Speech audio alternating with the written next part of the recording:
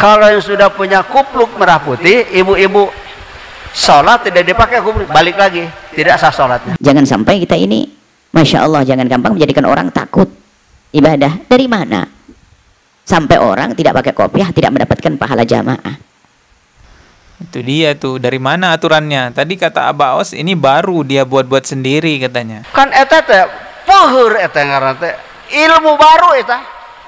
Tapi bener, sangat benar. Alhamdulillah fadlana katsir. Ayuh terkait dengan menggunakan merah putih dalam ini kan kaitannya dengan sah sholat ya. Bagi yang punya melaksanakan sholat lalu tidak pakai, maka sholat tidak sah. Terus diulang. Tidak sah. Kemudian jika ada orang sholat tidak pakai kopiah, sholatnya sah, berjamaahnya mendapatkan keutamaan. Assalamualaikum warahmatullahi wabarakatuh. Kali ini kembali lagi saya mau mereaksi videonya Abah Aos yang semua kita udah tahu ya, penampilan Abah Aos dan para pengikutnya ini banyak yang bilang mirip Santa Claus menggunakan kupluk merah putih itu teman-teman. Tapi siapa yang menyangka ternyata kupluk merah putih yang digunakan Abah Aos dan pengikutnya bukan sekedar kupluk saja, tapi itu juga diwajibkan bagi mereka yang mau sholat, katanya wajib memakai kupluk merah putih tersebut. Kalau nggak pakai itu nggak sah sholatnya katanya. Langsung aja coba kita simak dulu beberapa videonya Abah Aos yang berfatwa di depan jamaahnya bahwa kalau mau sholat itu harus pakai kupluk merah putihnya gitu ya. Ini salah satu videonya. Makanya ini kita senjatanya dipakaikan, jangan hilang kecuali dengan kepalanya. Itu Abah pakai ini. Umi sholat lupa tidak pakai kupluk, balik lagi, tidak sah sholatnya. Umi sholat tidak pakai kupluk merah putih itu tidak sah sholatnya katanya. Saya mengamati di sosial media cukup sering Abah Aos menyampaikan hal seperti ini, menyampaikan bahwa kalau sholat itu harus pakai kupluk merah putih katanya, kalau nggak pakai nggak sah katanya. Ini ada ceramah di tempat lainnya atau kajian di tempat lainnya. Abah Aos juga berfatwa sama bahwa kalau mau sholat itu pakai kupluk merah putih, kalau nggak sah. Jangan hilang kecuali dengan kepalanya. Yo, karena pernah Ibu Dewi dikasih kupluk, Umi kasih kupluk, sholat berjamaah duhur asar, Umi pakai, Ibu Dewi tidak pakai, lupa. Hanya Abah keras. Kalau yang sudah punya kupluk merah putih, ibu-ibu sholat tidak dipakai kupluk, balik lagi, tidak sah sholatnya. Kan eta teh poheur eta ngaranna teh ilmu baru eta. Ilmu baru. Tapi bener, sangat benar. Alhamdulillah fadlana katsir. Ilmu baru tapi sangat benar. Sangat benar itu gimana tuh maksudnya? Sebelum Rasulullah wafat, agama Islam telah disempurnakan. Tidak ada yang tertinggal, tidak ada yang kurang dari dakwahnya Rasulullah Shallallahu Alaihi Wasallam. Terlebih lagi masalah sholat. Sholat ini ibadah yang paling pertama dan utama di dalam agama Islam. Jadi nggak mungkin ada yang tertinggal dari apa yang disampaikan oleh Rasulullah Shallallahu Alaihi Wasallam. Bahkan para ulama banyak yang menjelaskan bahwa kalau sholatnya benar maka hidupnya juga akan benar. Jadi mustahil sekali kalau Rasulullah itu ada hal yang belum disampaikan tentang sholat, ada hal yang masih harus diperbarui lagi dengan sholat. Tapi memang Abah Aos ini ya entah ya bikin-bikin ajaran sendiri, sholat harus pakai kupluk. Bahkan pengikutnya juga menyampaikan seperti itu nih. Coba kita lihat ya. Maklumat penguasa Abah yang sudah punya pakai peci, yang sudah punya peci merah putih dan yang sudah punya kupluk merah putih, kalau sholat mesti dipakai. Karena kalau tidak dipakai peci merah putihnya atau kupluk merah putihnya bagi yang sudah punya, maka sholatnya tidak sah. Betul? Dapat maklumat itu? Tuh maklumat dari Abah Aos katanya. Yang sudah punya peci merah putih maka harus dipakai ketika sholat. Kalau nggak dipakai nggak sah sholatnya. Nah kalau kita lihat video ini memang terlihat ya jamaahnya Abah Aos yang perempuan, yang ibu-ibu sekalipun ya pakai kupluk merah putih begini teman-teman ya. Ya malah kelihatan kayak gimana gitu ya, malah kelihatan kayak kayak nggak lazim lah ya. Nih ya hampir semua udah punya kupluk merah putih. Ada yang nggak punya sih beberapa orang, tapi katanya Abah Aos tadi dan kata pengikutnya juga kalau yang sudah punya itu wajib memakai kupluk merah putihnya.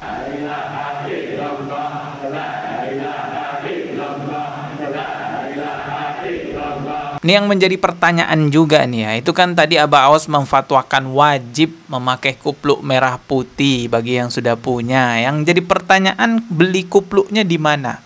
Kalau ini ya, kalau misalnya kupluknya itu belinya harus ke Aba Awas juga. Oh, berarti itu namanya bisnis kupluk. Entahlah itu kupluknya beli di mana ya. Yang jelas dalam hal ini Aba Awas mengada-ngada dalam aturan sholat ya, harus memakai kupluk merah putih, kalau enggak katanya enggak sah. Ini ada penjelasan dari Ibu Yahya, coba kita simak dulu videonya.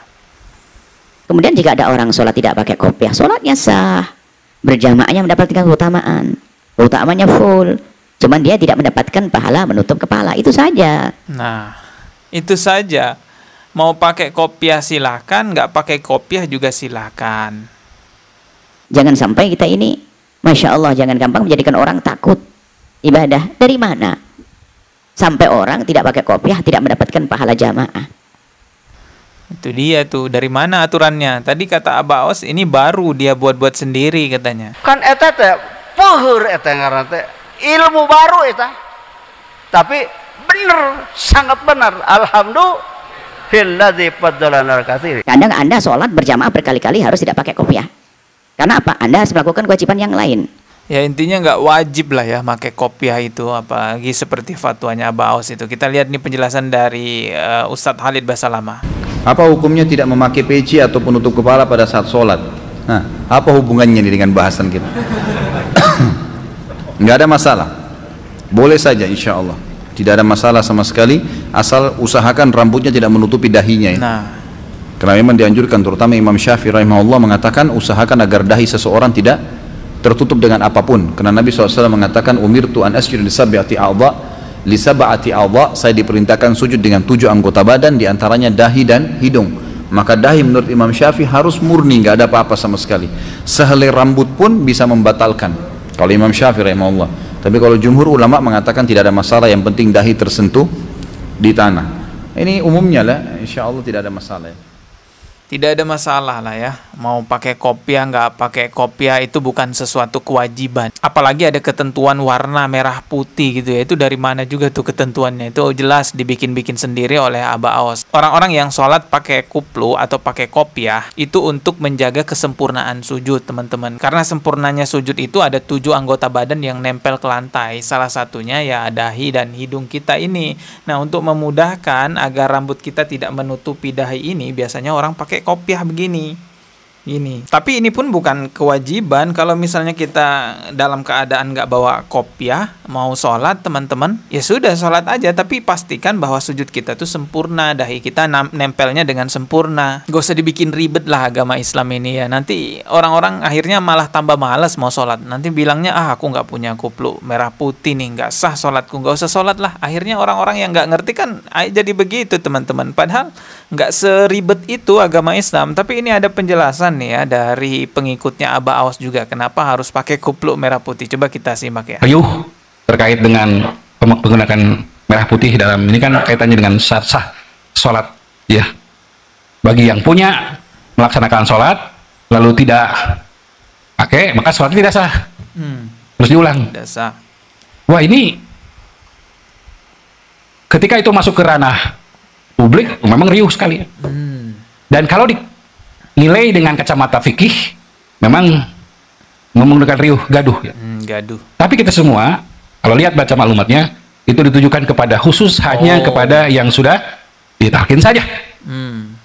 Ketika kita bertorikoh, jadi aturan itu khusus kepada yang sudah ditalkin saja, khusus kepada jamaahnya Aba Awas yang sudah dibaiat saja oleh Aba Awasnya sendiri katanya. Ya ini justru malah aneh. Emangnya kalian itu umatnya siapa? Umatnya Rasulullah Nabi Muhammad SAW atau umatnya Aba Awas, teman-teman? Karena Rasulullah sendiri sudah menegaskan, sholatlah kalian sebagaimana kalian melihatku sholat. Jadi kita ini dianjurkan untuk sholat seperti apa Rasulullah sholat. Rasulullah mewarisi ilmunya kepada para sahabat mewarisi kepada generasi berikutnya sampai kepada kita. Makanya Rasulullah juga memberi penegasan, al ulama warasatul anbiya. Ulama itu pewaris ajaran Nabi. Jadi kalau ada ulama yang tidak membawa ajaran Rasulullah, dia buat-buat sendiri sendiri ajarannya. Itu bukan ulama namanya. Karena syaratnya orang dibilang ulama itu warasatul anbiya, mewarisi ajaran Nabi. Atau ada ulama su kan, ya ulama yang memang membingungkan umat. Dan Rasulullah juga mengingatkan bahwa ulama su ini lebih berbahaya daripada dajjal, teman-teman. Coba deh teman-teman cari referensi ya. Ada nggak hadis atau dalil yang menerangkan bahwa setiap torikoh itu sholatnya beda-beda, pakaiannya beda-beda? Nggak ada, teman-teman.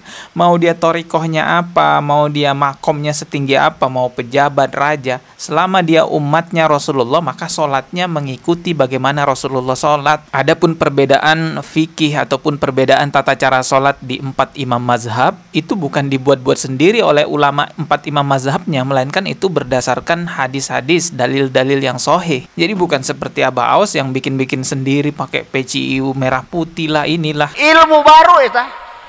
Tapi benar, sangat benar. Ya Allah Pak, itu ribuan jamaahnya mau dibawa kemana akidahnya, mau dibawa kemana pemahamannya? Astagfirullahaladzim, udahlah umrohnya ke Vatikan, ke gereja, foto-foto katanya, sholatnya semau-maunya sendiri. Astagfirullahaladzim, kasihan jamaahnya ya. Nah ini ada satu video lagi nih lah ya, terakhir kita reaksi nih, coba kita lihat. Ya sekata senada seirama, seiring sejalan, merah putih, maka gerakannya mesti sama. Sekarang tidak perlu merem supaya seragam, lihat aja ke depan. Zikir. Kalau habis satu kan Allah lah, jadi kiri dulu. Makanya jangan suka kecopetan. La ilaha illallah, benar Islam. La ilaha illallah, benar iman. La ilaha illallah, benar ihsan. La ilaha illallah, benar. Oh, jadi zikirnya itu gerakannya harus sama gitu ya, harus dari kanan dulu gitu tadi ya penjelasannya. La ilaha illallah gitu ya. Ini dari mana lagi aturannya ya Allah? La ilaha illallah, la ilaha illallah, la ilaha illallah. Zikir, kalau kita keasikan berzikir lalu badan kita nggak sengaja bergerak ya, nggak sadar bergerak, dan itu tidak suul adab dan tidak mengganggu orang lain, ya adab tetap terjaga teman-teman, maka nggak ada masalah. Yang jadi masalah itu kalau membuat gerakan-gerakan zikir sendiri yang nggak ada contoh, nggak ada tuntunan dari Rasulullah Sallallahu Alaihi Wasallam. Rasulullah jelas menegaskan, man amila amalan laisa alaihi amruna fahuwa raddun. Barang siapa melakukan suatu amalan yang bukan berasal dari kami, maka amalan tersebut tertolak. Saya tuh mikir dari tadi, ini jamaahnya mau dibawa kemana ini, ribuan orang itu, kasihan loh Pak, itu mereka mau belajar agama, mau mengenal Islam lebih jauh. Ya astagfirullah, jangan dibawa ke yang aneh-aneh lah. Udahlah umrohnya ke Vatikan, ke gereja, sholat semaunya sendiri, zikirnya juga ada aturan mereka sendiri. Bahkan juga sempat viral Imam Mahdinya Pak Anies Baswedan, Rasulnya itu Rocky Gerung. Katanya Rasulullah itu Rocky Gerung. Astagfirullah, mau dibawa kemana jamaahnya ya? Nanti kita juga bahas tuh ya, Imam Mahdinya Pak Anies Baswedan dan Rocky Gerung itu Rasulnya. Astagfirullah, kita ketemu lagi di video berikutnya ya. Ini udah kepanjangan. Subscribe dan juga loncengnya ditekan sebagai notifikasi. Wassalamualaikum warahmatullahi wabarakatuh.